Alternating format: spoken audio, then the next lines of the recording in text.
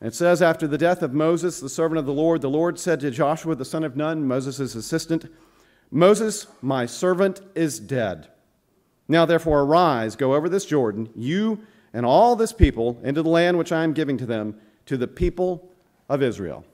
The first thing I want you to see today from our passage today is God's purposes never fail.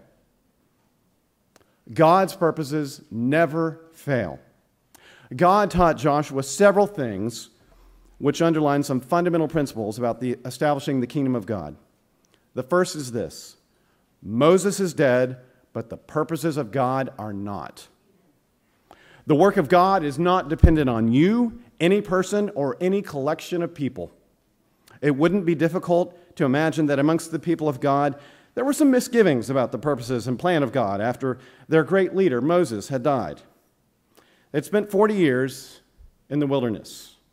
Now, it's a fact that most of us know, but think about that. Think about how long 40 years is. 40 years ago, 1972, was the last year that men walked on the moon. That was 40 years ago. Some of you remember that. Many of you weren't even born yet. 40 years is a long time to wait for anything. Many of God's people perhaps thought that his promises would never be fulfilled now that Moses was dead. God's very first words to Joshua were, Moses is dead, get going. The time has come for you to lead these people into the land I am giving them. God's hand is what he wants you to see here. It's not dependent upon any person or people. That's not to say that people are unimportant or insignificant. In the end, men and women are his servants who do his bidding, but the kingdom of God does not ultimately depend on us. Look at how he put it. The land that I am giving to them. The emphasis is on sovereignty. The emphasis is not on the people or on Joshua, but on what God did.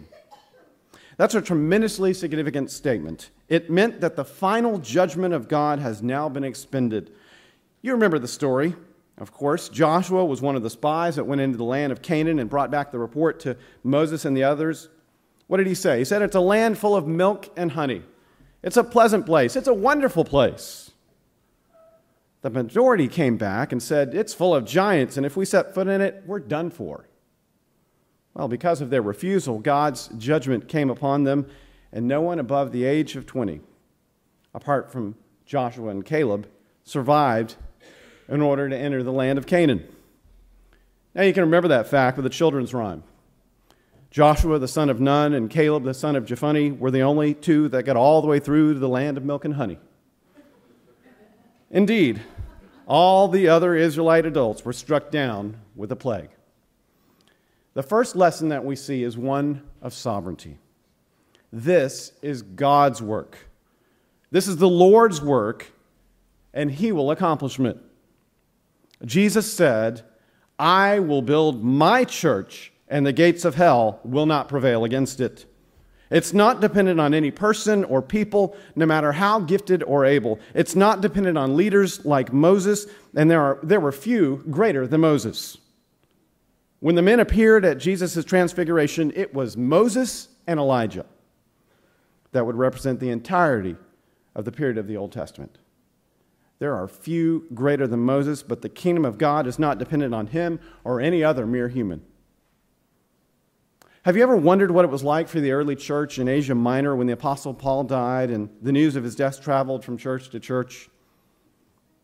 Can you imagine what a great loss that was to the people of God? Can you imagine what the churches in North Africa felt in the 5th century when Augustine died? If Keith had been around then, that would have really hit him hard. Can you imagine what the people of God must have felt in the middle of the 16th century when John Calvin died? Yeah, with all due respect to Paul, Augustine, and John Calvin, who are all resting in paradise, the kingdom of God was not dependent on any of them. Moses is dead.